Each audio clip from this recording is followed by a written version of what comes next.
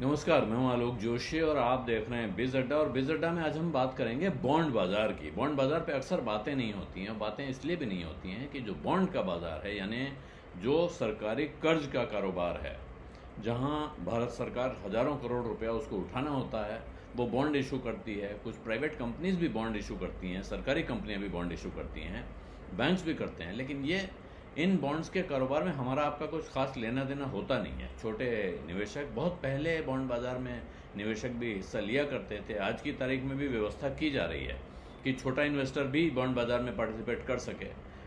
एक Bharat bond fund है, उसके जरिए भी लोग इसमें पार्टिसिपेट करते हैं। लेकिन वो रास्ता अपनी जगह है, और जो बॉन्ड का जो कारोबार है वो अपनी जगह है, और जो बड़ा भारी कारोबार है, रिजर्व बैंक ऑफ इंडिया उसमें बहुत महत्वपूर्ण भूमिका निभाता है। और दुनिया भर में बॉन्ड का कारोबार बहुत बड़ा कारोबार है। और खबर यह है कि अब दुनिया के उस बॉन्ड बाजार में भारत की हिस्सेदारी अहम होने जा रही है। और वजह क्या है कि JP Morgan chase and company, जो जेपी मॉर्गन दुनिया के सबसे बड़े इन्वेस्टमेंट बैंक्स में से एक है, उसने अपने इंडेक्स में भारत के सरकारी बॉन्ड्स को शामिल करने का ऐलान किया है। ऐलान आज किया है, फैसला लागू होगा अगले साल 28 जून से, 28 जून 2024 से। लेकिन ये इतना बड़ा और इतना महत्वपूर्ण फैसला है कि आज से ही इसको लेकर उत्साह चल रहा है। जैसे ही ऐलान आया है तब से इस बात पे एक तरह से बल्ले बल्ले चल रही है। और वजह क्या है, जो ये इंडेक्स है जेपी मॉर्गन चेज का, इसमें भारत का वेटेज मैक्सिमम ज़्यादा से ज़्यादा 10% होगा। और 10% वेटेज का मतलब हो जाएगा कि इस इंडेक्स में 330 अरब डॉलर के भारत सरकार के बॉन्ड शामिल हो जाएंगे। 330 अरब डॉलर की रकम ऐसी हो जाएगी जो इसमें शामिल हो सकती है। और वजह क्या है, क्यों महत्वपूर्ण है? जैसा हम जब फुटसी के बारे में या S&P के इंडेक्स के बारे में बात करते हैं, MSCI के बारे में बात करते हैं, तब जो चर्चा होती है कि MSCI इंडेक्स में भारत का वेटेज कम हुआ या ज़्यादा हुआ, इससे फ़र्क क्या पड़ता है? फ़र्क ये पड़ता है कि दुनिया के बहुत सारे बड़े फंड्स ऐसे हैं जो अपना होमवर्क हर चीज़ पे, छोटी छोटी चीज़ पे अपना दिमाग नहीं लगाते हैं। वो सीधे सीधे एक इंडेक्स को फॉलो करते हैं और वो कहते हैं इस इंडेक्स के पीछे चलेंगे। उस इंडेक्स का जो कंपोजिशन होता है बिल्कुल उसी अंदाज में वो अपना पैसा लगाते हैं। तो अब जो बॉन्ड में पैसा लगाने वाले बहुत बड़े निवेशक, यानी जो दुनिया भर के पेंशन फंड्स हैं, दूसरे फंड्स हैं, सॉवरेन फंड्स हैं, उनको ये नया इंडिकेटर मिल जाएगा कि अब अगर आप इमर्जिंग मार्केट में पैसा लगा रहे हैं तो आपके लिए भारत भी एक बाजार है जिसमें आपको गवर्नमेंट ऑफ इंडिया के बॉन्ड्स खरीदने हैं। तो ये भारत के कर्ज के बाजार, पूरी बॉन्ड मार्केट के लिए और दुनिया भर में जो ग्लोबल डेट इन्वेस्टर्स हैं उनके लिए ये बड़ी भारी कहानी हो सकती है। और इसीलिए इसको यहाँ इतना महत्वपूर्ण तरीके से देखा जा रहा है।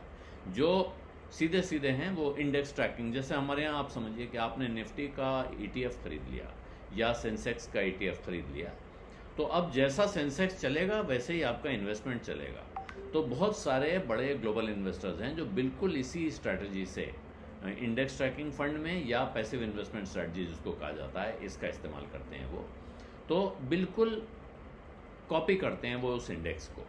और इसीलिए जब इसमें आपका बॉन्ड इस इंडेक्स का हिस्सा बनता है तो अपने आप बहुत सारे बड़े इन्वेस्टमेंट पोर्टफोलियोज के अंदर पहुंच जाते हैं, टारगेट बन जाता है, और इससे इस मार्केट में पैसा बढ़ता है। और इसीलिए लोगों को उम्मीद ये है कि अब आने वाले 10 महीनों में लगभग 21 अरब डॉलर भारत सरकार के बॉन्ड्स में आ सकते हैं। क्योंकि जब वो इंडेक्स जिस वक्त रीऑर्गेनाइज होगा, जिस वक्त उसमें ये भारत सरकार के बॉन्ड की हिस्सेदारी 10% पहुंचेगी, उसके तुरंत बाद फिर वो जो जितने फंड्स उसको ट्रैक कर रहे हैं उनको चाहिए होगा कि अब वो वहाँ उस अनुपात में भारत सरकार के बॉन्ड उनके पास हों।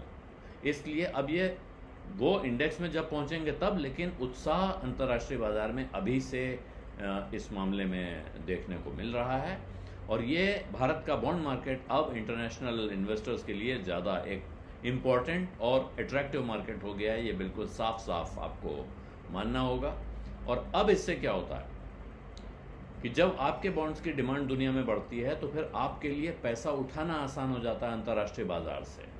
आपके लिए इंटरेस्ट रेट भी थोड़ा कम पे बार्गेनिंग होती है, उसमें आप कम रेट पर ज़्यादा पैसा उठा सकते हैं। और इसके साथ एक और चीज़ होगी कि जब आपके बॉन्ड्स में जो लोग पैसा लगाते हैं, जाहिर है वो पैसा लगा रहे हैं तो बॉन्ड खरीद रहे हैं, और ये बॉन्ड यहाँ रुपए में जारी हुआ है, तो ऐसे में डॉलर या दूसरी विदेशी मुद्रा देश में आती है और रुपए की ताकत को, रुपए के दाम को बढ़ाने में भूमिका निभाती है। तो एक तीर से कई निशाने। और जब आप ये बॉन्ड बाजार को देख रहे हैं तो अब शेयर बाजार क्या सोचेगा इस पे, वो दो पहलू हैं उसके। एक, शेयर बाजार के लोगों को फिक्र होगी कि भाई जो पैसा भारत में आ रहा था उसमें से कुछ पैसा बॉन्ड्स में चला जाएगा तो फिर हमारे लिए पैसा कम पड़ सकता है। लेकिन दूसरी तरह देखिए, जो बॉन्ड में पैसा लगाने वाले बड़े फंड्स हैं जो पैसिव स्ट्रैटेजी में हैं, वो उस पैसे को कभी इक्विटी में नहीं लगाने जा रहे थे, न कभी लगाएंगे, क्योंकि उनका मैंडेट है कि उनको बॉन्ड में ही पैसा लगाना है। लेकिन जब आपके देश के बॉन्ड्स में पैसा लग रहा होगा तो जाहिर है बहुत सारे नए इन्वेस्टर, यानी बड़े इन्वेस्टर, अब ये देखेंगे कि अगर इस देश के बॉन्ड्स को इतना वजन मिल रहा है तो इसका अर्थ है इस देश की इकोनॉमी में दम है, और अगर इस देश की इकोनॉमी में दम है तो फिर हमें इस देश की इक्विटी पे नज़र क्यों नहीं डालनी चाहिए। तो इससे इक्विटी मार्केट को एक परोक्ष फायदा हो सकता है। बिज़ अड्डा में आज इतना ही। इजाज़त दीजिए। धन्यवाद। नमस्कार।